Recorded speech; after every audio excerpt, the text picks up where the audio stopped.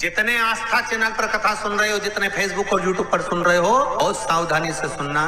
जब जीवन में कहीं समस्या खड़ी हो जाए, कहीं बहुत विकट समस्या है और कोई हल ना मिल रहा हो जाता है जीवन में कोई कोई घड़ी ऐसी आके खड़ी हो जाती है जहां पर हमको सोचने के लिए भी समय नहीं मिलता। तब शिव महापुराण की कथा वर्णन करती है, रविवार को अगर लोटा भरकर शिव को समर्पित करा जाता है तो घर में तेज लक्ष्मी प्राप्त होती है। शिव कथा कह रहे, शिव जी कहते हैं कुंवारी कन्या तीज का व्रत करती है, हरतालिका तीज करती है, छोटी तीज, बड़ी तीज, हरियाली तीज करती है, छठ व्रत करती है। कुंवारी कन्या नवरात्रि व्रत करती है। कुंवारी कन्या जितने भी व्रत धारण करती है, सोमवार, मंगल, बुध, गुरु, शुक्र, शनि, जो भी व्रत उसने करा है, कुंवारी कन्या भूल से एक लोटा जल मुझे समर्पित करती है। शिव कहते हैं वो मेरी पुत्री के समान हो जाती है, सुख सुंदरी के समान। उसके लिए वर देखना मेरा काम हो जाता है। मौका मिले तो गीता प्रेस गोरखपुर की मार्कंडे पुराण निकालकर उसमें पढ़ना मिल जाएगा।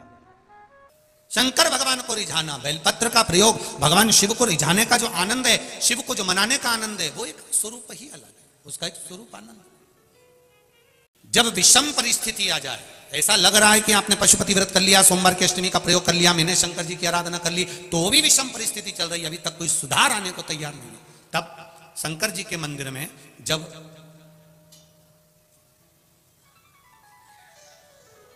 बेलपत्र चढ़ाने के लिए आप जाएं, तब प्रयास करिएगा कि बेलपत्र को, अशोक सुंदरी का स्थान सबको मालूम है ना, बोलो जम के बोलो जरा, मालूम है सबको? अशोक सुंदरी वाली जगह पर बेलपत्री को, डंडी वाली जो जगह है जहां से पानी बहकर जाता है, उधर रखना है। उसी बेलपत्री को वापस उठाना है।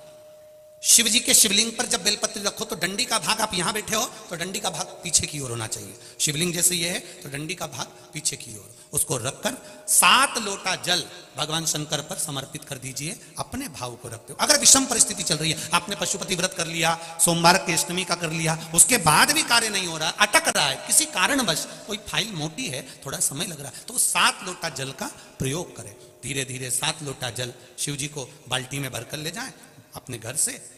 7 कलश जल शिव जी को समर्पित करना है और समर्पित करने के बाद उस बेलपत्री को वापस अपने ही घर पर लेकर आ जाना है। 11 दिन 21 दिन उसको रखो, फिर उसका विसर्जन वापिस किसी नदी, सरोवर, तालाब या वृक्ष के नीचे कर दीजिए।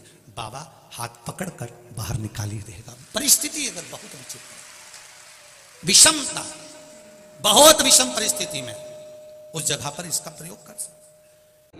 सूर्य नारायण भगवान को बिना रुके चलने की आज्ञा है, बस चलते रहना है उनके अश्वों के साथ में। सूर्य नारायण भगवान को अपनी यात्रा पूर्ण करना है, चलते रहो, रुकना नहीं है। और सूर्य नारायण भगवान चलते रहते चलते रहते चलते रहते में लगे रहे। जिस समय तक चलता रहा वो खरमास कहला गया। फिर वापिस घोड़े आ गए, गधों को निकाल दिया गया और रथ फिर आगे बढ़ गया। महाराज क्यों कहलाता है? सूर्य नारायण भगवान को याद आया कि मेरे घोड़े चलते चलते थक गए होंगे, पानी कहाँ पिए। महाराज मार्कंडे पुराण का चरित्र है, बहुत ध्यान से, मौका मिले तो गीता प्रेस गोरखपुर की मार्कंडे पुराण निकालकर उसमें पढ़ना मिल जाएगा। सूर्य नारायण भगवान चलते चलते विचार करने लगे कि मेरे घोड़े प्यासे हैं, इनको क्या पिलाऊं। तब एक क्षण के लिए सूर्य नारायण भगवान ने अपने घोड़ों को रोक दिया और जल का एक कुंड देखकर वहां घोड़ों को पानी पिलाया। जैसे ही पानी पिलाया तो सूर्य नारायण भगवान को फिर ज्ञात हुआ कि रुकना तो है ही नहीं, करें क्या, घोड़े तो पानी पीने में लग गए। सूर्य नारायण भगवान ने देखा वहां पर गधे खड़े हुए थे। नारायण ने तुरंत उसी समय सूर्यदेव ने उन गधों को रथ में लगा लिया और उनको लेकर चल दिए। गधों को कहते हैं खर, इसलिए जब तक गधे उस रथ में लगे रहे, जिस समय तक चलता रहा वो खरमास कहला गया। फिर वापिस घोड़े आ गए, गधों को निकाल दिया गया और रथ फिर आगे बढ़ गया। महाराज क्यों कहलाता है? इसलिए इसमें शुभ कार्य नहीं होते, विवाह, शादी आदि का आदि फंक्शन कुछ नहीं होता। पर आज के ज़माने में लोग सोचते हैं कि थोड़ा गार्डन वार्डन थोड़े फ्री मिल जाएंगे तो लोग, दुनिया के लोग इसी समय पे शादी करते हैं और बाद में फिर आंख में से आंसू बहाते, हमारी बहू ऐसी मिली महाराज। ऐसा हो गया महाराज। अब महाराज क्या करे बेचारा, ये बताओ महाराज क्या करेगा?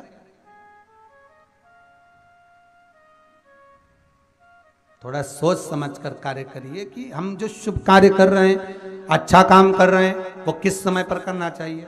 हाँ, भजन करो, कीर्तन करो, संकीर्तन करो, कथा करवाओ, नाम जाप करो, स्मरण करो, खूब अनुष्ठान करो, तुम भगवत नाम का जाप करो, ये तो तुम कभी भी कर सकते हो जीवन पर्यांत में, कभी भी, क्योंकि मृत्यु का कोई भरोसा नहीं है, इसलिए भजन का भी भरोसा नहीं। करते रहो, कभी भी आ जाए तो ठिकाना किसका, ना जाने कब फोटो टंग जाए, इसलिए भजन में पीछे मत।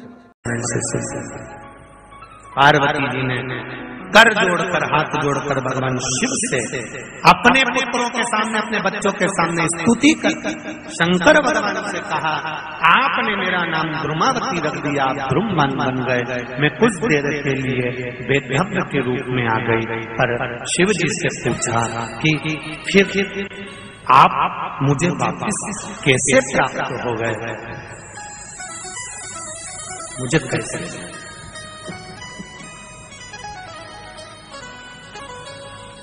शिव जी कहते हैं, कुंवारी कन्या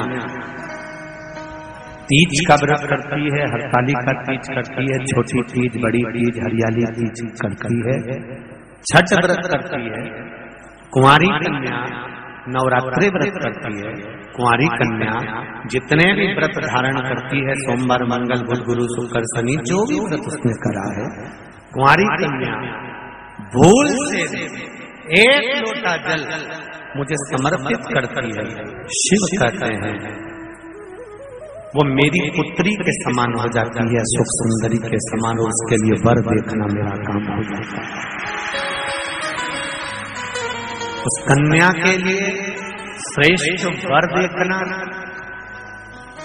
मैं बेटियों से एक बात जरूर कहूंगा, शादी होने के बाद अब शंकर जी को जल चढ़ाओगी वो अलग बात है, पर कुंवारी रहते हुए अगर आपने शिव जी पर जल चढ़ाना प्रारंभ कर दिया तो ये निश्चित है, ये निश्चितता है कि आपके लिए वर आपके माता पिता जरूर देखेंगे, पर पक्का शंकर भगवान ही करेंगे कि कहाँ है। श्री शिवाय नमस्तुभ्यम, सब बोलिए एक बार जमकर, श्री शिवाय नमस्तुभ्यम। प्रैक्टिकल जरूर करना, कहीं सियोर वाला महाराज झूठ तो नहीं बोल रहा। शास्त्रों की बातें हमारे जीवन में हमें सुख प्रदान करे, इसलिए इस भाव का आनंद करते हुए आज की कथा को विराम देते हैं। श्री शिवाय नमस्तुभ्यम। मेरे चैनल को सब्सक्राइब करें, बेल आइकन प्रेस करें, जिससे कि आपको लेटेस्ट वीडियो की नोटिफिकेशन मिल जाएगी।